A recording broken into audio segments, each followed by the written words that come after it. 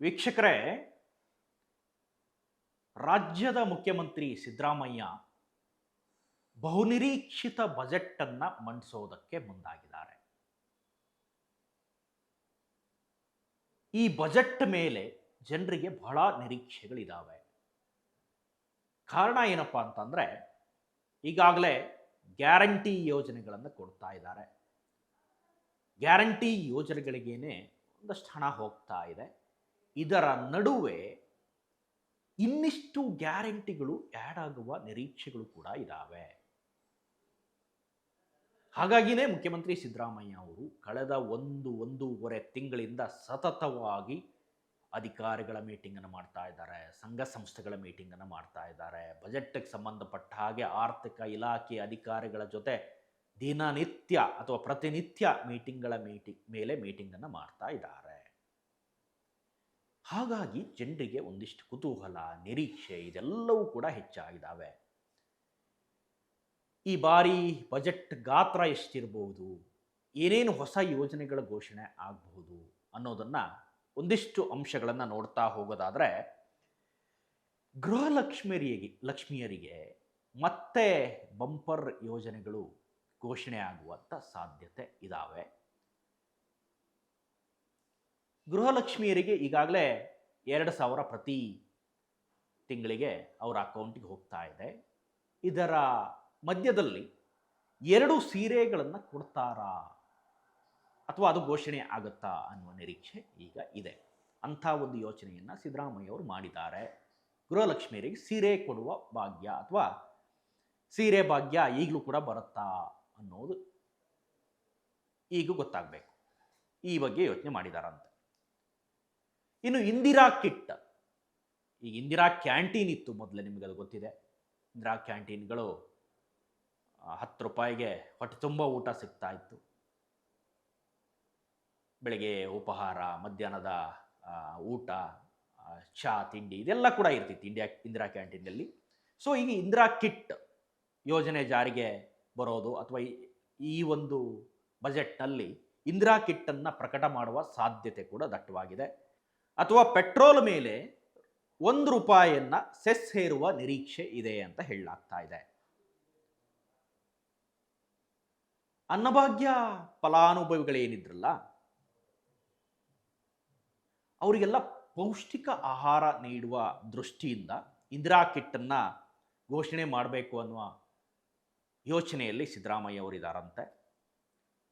ಗೃಹಲಕ್ಷ್ಮಿ ಫಲಾನುಭವಿಗಳಿಗೆ ಇನ್ನೂ 2 ಸೀರೆಯನ್ನು ಕೊಡಬೇಕು ಅಥವಾ ಘೋಷಣೆಗಳು ಮಾಡಬೇಕು ಅನ್ನೋ ನಿಟ್ಟಿನಲ್ಲಿ ಯೋಚನೆಯನ್ನು ಮಾಡ್ತಾ ಇದ್ದಾರಂತೆ. ಇನ್ನು ಈ ಬಾರಿ ಬಜೆಟ್ ಗಾತ್ರ ಎಷ್ಟಿರ್ಬೋದು ಅಂತ ನೋಡೋದಾದರೆ 4.50 ಕೋಟಿ ರೂಪಾಯಿ ಸಮೀಪ ಹೋಗುವಂಥ ಸಾಧ್ಯತೆ ಇದೆ. ಬಜೆಟ್ಗೆ ಈಗಾಗಲೇ ಕೌಂಟೌನ್ ಆರಂಭ ಆಗಿದೆ. ಗೃಹಲಕ್ಷ್ಮಿ ಯೋಜನೆ ಅಡಿ ಈಗಾಗಲೇ 1.24 ಕೋಟಿ ಮಹಿಳೆಯರಿಗೆ ಮಾಸಿಕ 2,000 ರೂಪಾಯಿಯನ್ನು ಕೊಡ್ತಾ ಇದ್ದಾರೆ. ಅದು ಕೂಡ ನಿಮ್ಮ ಅಕೌಂಟ್ಗಳಿಗೆ ತಲುಪ್ತಾ ಇದೆ. ಇನ್ನು ವಲಯವಾರು ನಿರೀಕ್ಷೆಗಳು ಕೂಡ ಸಾಕಷ್ಟಿದ್ದಾವೆ. ಬೇರೆ ಬೇರೆ ವಲಯಗಳು ಕೂಡ ಇವ್ರ ಮೇಲೆ ನಿರೀಕ್ಷೆಯನ್ನು ಇಟ್ಕೊಂಡಿದ್ದಾರೆ. ಶಿಕ್ಷಣ ವಲಯದಲ್ಲಿ ಹಲವು ಘೋಷಣೆಗಳಾಗಬಹುದು ಅನ್ನುವ ನಿರೀಕ್ಷೆ ಇದೆ. ಕೃಷಿ ಸಹಕಾರ ವಲಯದಲ್ಲೂ ಕೂಡ ಹೊಸ ಘೋಷಣೆಗಳ ನಿರೀಕ್ಷೆಯನ್ನು ಜನ ಇಟ್ಕೊಂಡಿದ್ದಾರೆ. ಹಿಂದುಳಿದ ವರ್ಗಗಳಿಂದ ಮೀಸಲು ಅನುದಾನ ಹೆಚ್ಚಳ ಆಗುವ ನಿರೀಕ್ಷೆ ಕೂಡ ಇದೆ ಅಥವಾ ಆಶಯ ಇದೆ. ಆ ರೀತಿ ಜನರಿಗೆ ಸಾರಿಗೆ ವಲಯದಲ್ಲಿ ಬಹು ನಿರೀಕ್ಷೆ ಇದೆ. ಆರೋಗ್ಯಕ್ಕೆ ಒತ್ತು ಕೊಡಬೇಕು ಅನ್ನೋ ದೃಷ್ಟಿಯಲ್ಲಿ ಸರ್ವರಿಗೂ ಆರೋಗ್ಯ ವಿಶೇಷ ಯೋಜನೆಗಳ ಜಾರಿ ಸಾಧ್ಯತೆಗಳು ಇದ್ದಾವೆ. ಎಲ್ಲವೂ ಕೂಡ ಇನ್ಸೈಡ್ ಮಾಹಿತಿ. ಕೈಗಾರಿಕಾ ವಲಯದ ನಿರೀಕ್ಷೆಗಳ ಗೋಪುರ ಕೂಡ ಹೆಚ್ಚಾಗಿದೆ. ಕೈಗಾರಿಕಾ ವಲಯ ಕೂಡ ಅತಿ ಹೆಚ್ಚು ನಿರೀಕ್ಷೆಯನ್ನು ಇಟ್ಕೊಂಡಿದೆ. ಒಟ್ಟಾರೆ ನೋಡಿದರೆ ಗೃಹಲಕ್ಷ್ಮಿಯರಿಗೆ ಏನು ಸೀರೆ ಕೊಡ್ತೀವಿ ಅಂತ ಹೇಳ್ತಾ ಇದ್ದಾರಲ್ಲ, ವರ್ಷಕ್ಕೆ 2 ಸೀರೆ, ಈ ಯೋಜನೆ ಕೂಡ ನಾಳೆ ಘೋಷಣೆ ಆಗುತ್ತೆ.